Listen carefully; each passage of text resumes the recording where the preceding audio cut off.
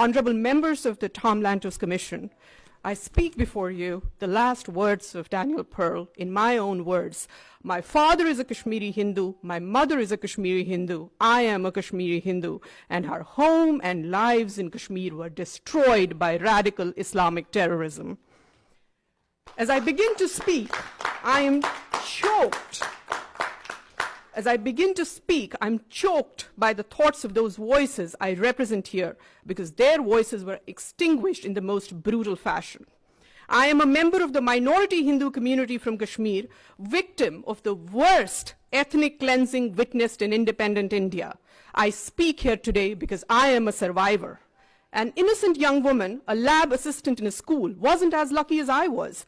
She was abducted, blindfolded, gang raped, and cut into two halves on a mechanical saw while still alive. Her name was Girija Tikku. Her only crime, her faith.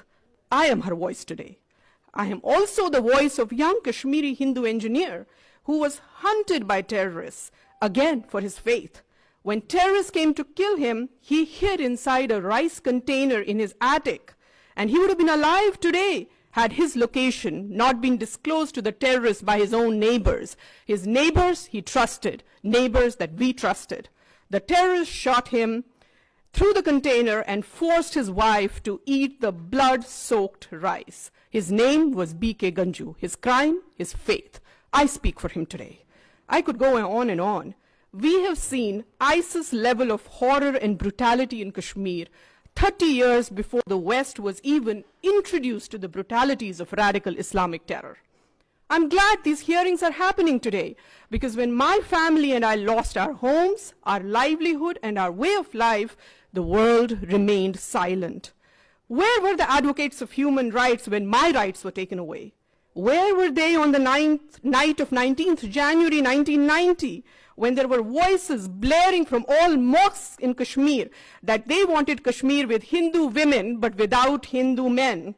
Where were the saviors of humanity when my feeble old grandfather stood with 2 kitchen knives and an old rusted axe, ready to kill my mother and I in order to save us from the much worse fate that awaited us if we landed in the hands of terrorists on the same fateful night?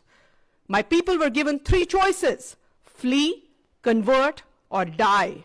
Around 400,000 Kashmiri Hindus fled right after that night of horror. They survived. Those who didn't were killed.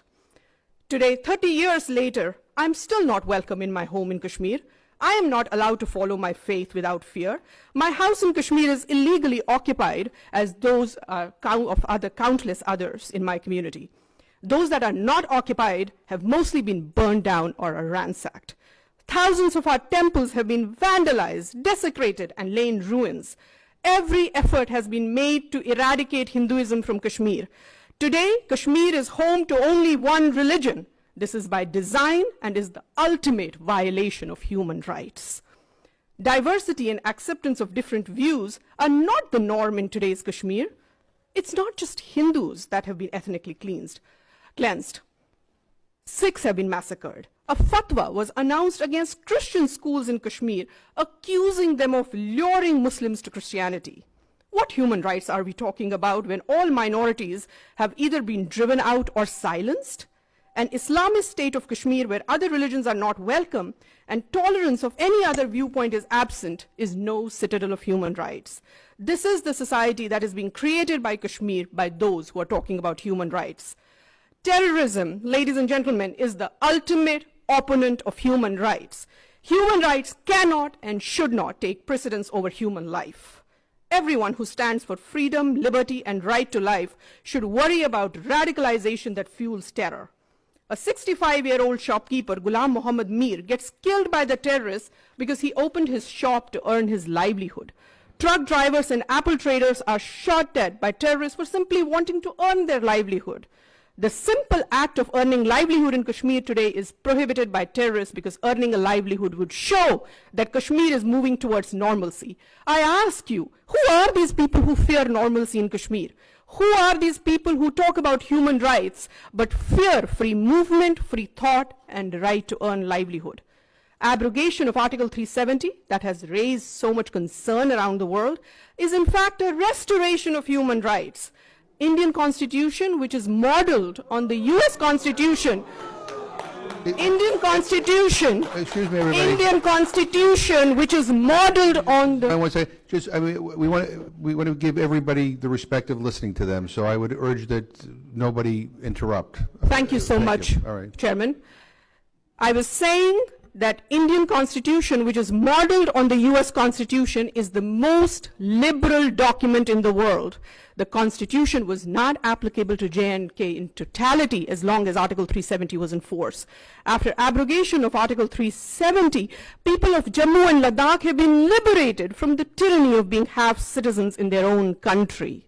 Child marriage, which was responsible for child trafficking and sex trafficking, has been made illegal in Kashmir. Kashmiri women and LGBTQ community in Kashmir has been given the same rights as other Indian citizens. As a mother, it's very important to me now that child marriage has been outlawed in Kashmir.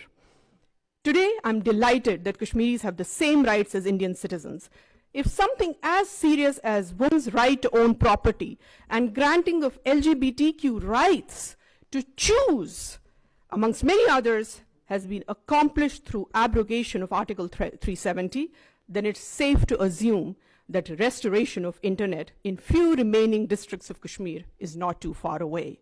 I am a proud daughter of Kashmir. I am a proud legatee of India's composite civilization.